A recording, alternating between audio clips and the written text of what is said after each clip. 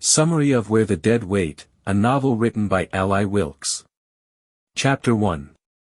The Admiralty Room held its oppressive atmosphere as William Day, haunted by the relentless symmetry of the building, faced Captain Hopkins's offer of redemption. The columns and ceilings, like soldiers and stone sky, seemed to press down on him, a reflection of the burden he carried since the ill-fated reckoning expedition. Day's memories of the Arctic were etched in every corner of the room. The mirrors, once reflecting his own fractured self, now mirrored the ghosts of the past.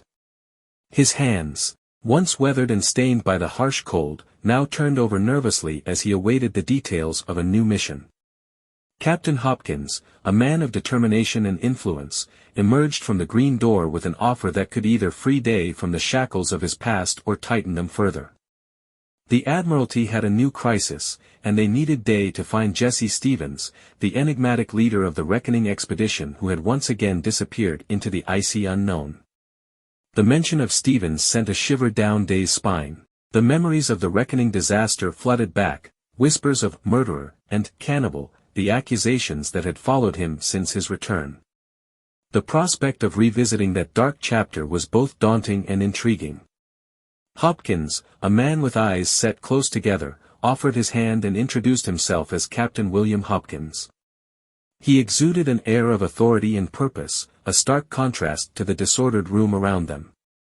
Day, feeling the weight of his own scarred history, accepted the offered whiskey, the liquid warmth a stark contrast to the cold memories that haunted him.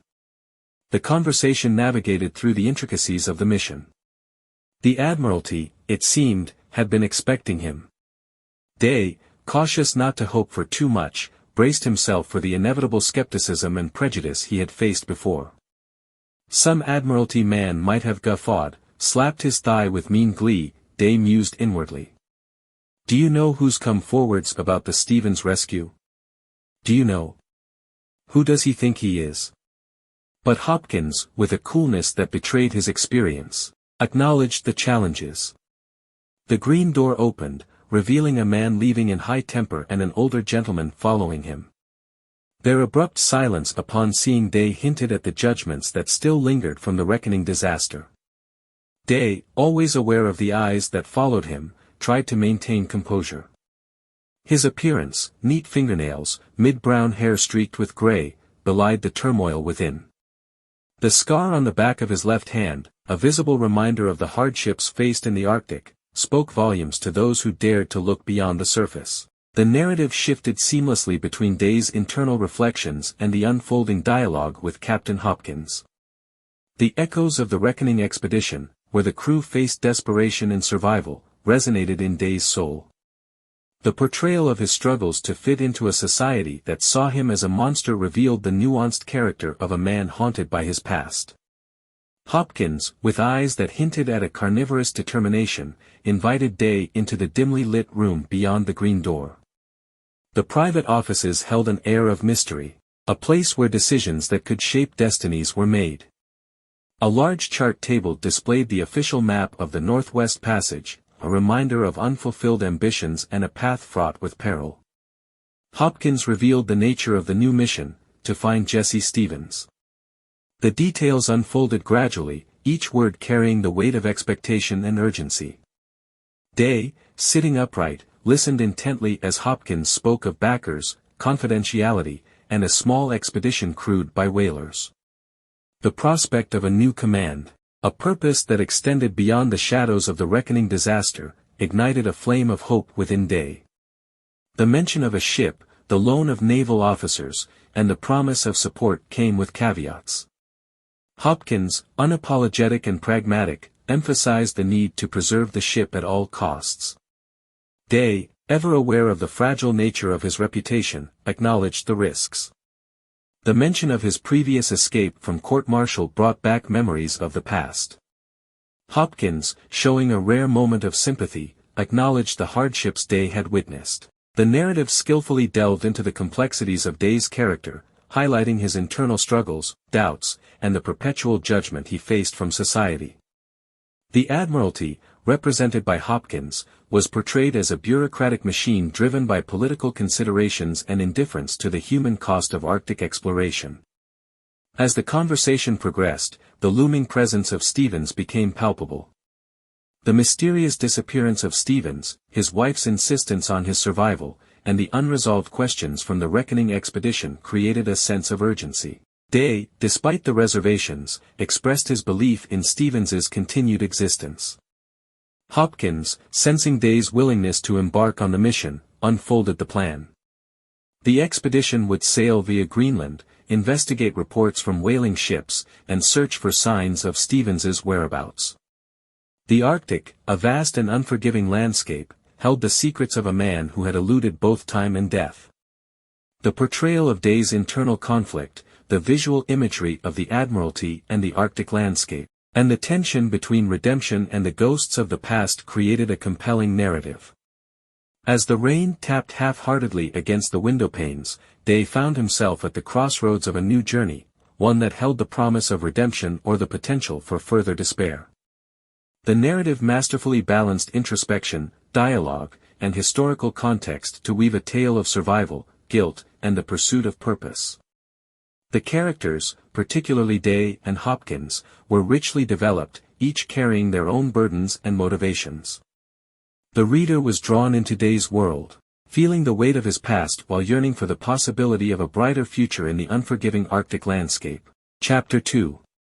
Captain Day and his crew had their first glimpse of Godhavn as the clouds parted during Sunday service, revealing the tabletop mountain covered in a pristine blanket of snow. The journey across the Atlantic and up the Greenland coast had been smooth for the Resolution, the steam yacht that had become their vessel of exploration.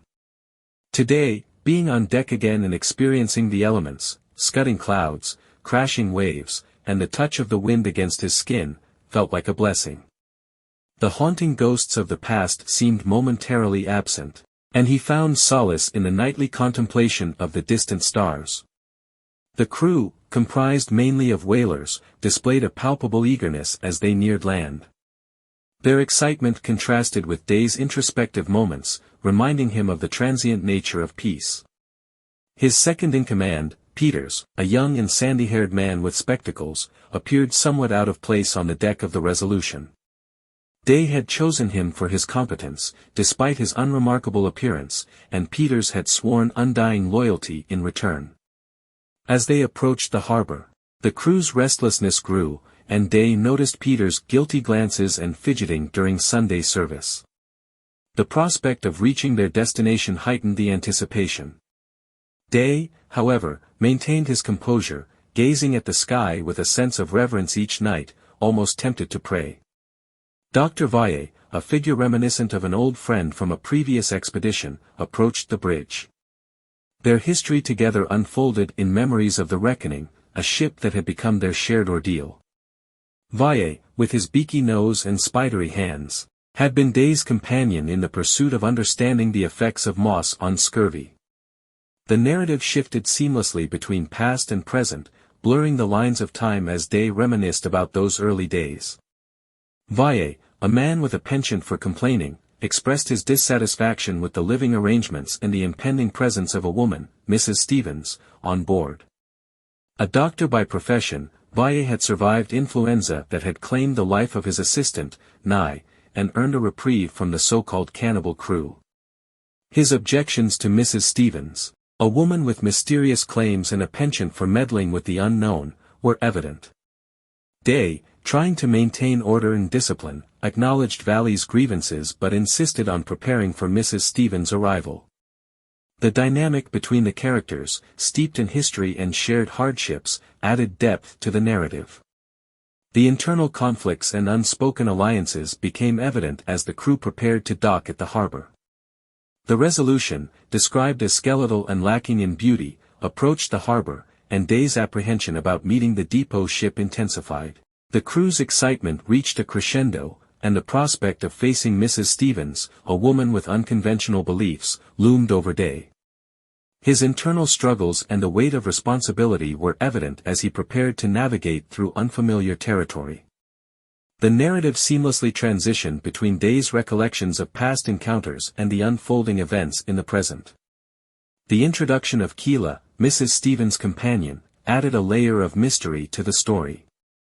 Keela, a native girl with an air of watchfulness, intrigued Day.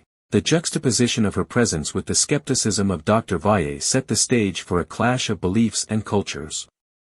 As the crew approached the harbor, shouts and catcalls filled the air, drawing attention to their arrival. Roderick, the ice master, emerged as a commanding figure, exchanging glances with Day that hinted at a shared history. The arrival was also marked by the presence of a group of native girls, led by Keela, whose stoic demeanor and commanding presence left an impression. Mrs. Stevens, a figure shrouded in mystery, made her entrance with a parasol shielding her face from the sun. Her unconventional presence and the disapproval of Dr. Valle hinted at the tensions that would unfold. The meeting between Day and Mrs. Stevens became a focal point, with the air thickened by skepticism, curiosity, and a sense of foreboding. Mrs. Stevens, a woman of considerable presence, addressed Day with a deep and throaty voice, defying the expectation of a delicate songbird. The exchange revealed her extensive travels, emphasizing a preference for rivers over open seas. The clash of expectations regarding living quarters and Mrs. Stevens' unorthodox companion, Keela, created a tense atmosphere. Day, attempting to assert authority, navigated the delicate balance between duty and personal discomfort. The mention of Jesse, Mrs. Stevens' husband, shifted the focus to the primary objective of the expedition. Day promised to do everything in his power to follow Jesse's trail, highlighting the commitment and responsibility he felt as the captain. The narrative reached a crucial moment as Mrs. Stevens, with a brooch made from a moth encased in resin, asserted her desire to accompany the expedition. Her claims of a connection with spirits and the ability to assist in finding Jesse introduced a supernatural element to the story. Day, grappling with his own beliefs and skepticism, faced the challenge of reconciling the practical aspects of the expedition with Mrs. Stevens' unconventional contributions. The revelation of Keela's native heritage and her symbolic name, "She Who Asks the Spirits," added complexity to the narrative. Mrs. Stevens' insistence on the respect for spirits and the contrast between civilized beliefs and native perspectives hinted at the broader cultural clashes that might unfold. The narrative concluded with an unsettling moment as Mrs. Stevens whispered in Day's ear, leaving him with a sense of discomfort and nausea. The supernatural undertones, the clash of beliefs, and the mysteries surrounding Mrs. Stevens and Keela set the stage for a compelling and atmospheric exploration of the Arctic. In this richly woven narrative, the author skillfully interweaves past and present, personal reflections and external events, creating a tapestry of intrigue and tension. The characters, each with their unique histories and motivations, contribute to the complexity of the unfolding story. As the expedition ventures into uncharted territory, the readers are left eagerly anticipating the challenges, conflicts, and revelations that lie ahead in this Arctic journey.